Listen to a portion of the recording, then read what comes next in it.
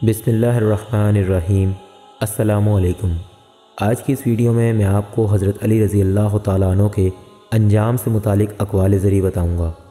Video में आगे बढ़ने से पहले चैनल को सब्सक्राइब कर दें और बेल आइकन को प्रेस कर दें ताकि आपको मज़ीद इन्फॉर्मेटिव वीडियोज़ की नोटिफिकेशन मिलती रहें।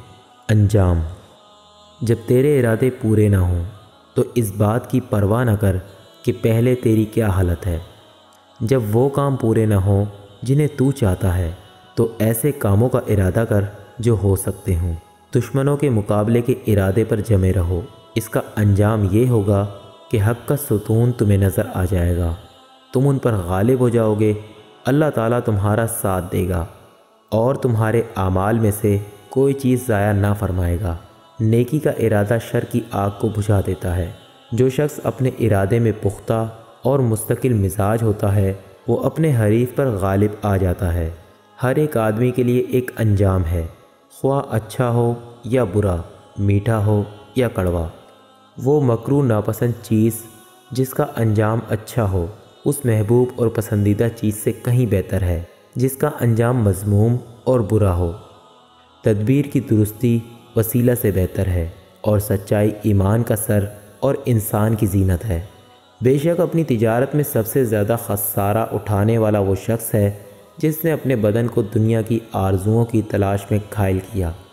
सब्र दो तरह का होता है, नापसंदीदा बात पर सब्र और दूसरे मरगूब चीज़ पर यानी ज़ब्त करना। अंजाम का सोचना इंसान को इबरत दिलाता है, लग़ज़िशों से बचाता और दूसरों के लिए हमदर्द रहना सिखाता है। जो शख्स कोई काम करने से पहले अंजामकार को सोच लेता है उसको उस काम के तमाम पहलू और नशीब व फराज मालूम हो जाते हैं। अंजामकार की सोच विचार कर लिया करता कि हलाकत से बचा रहे।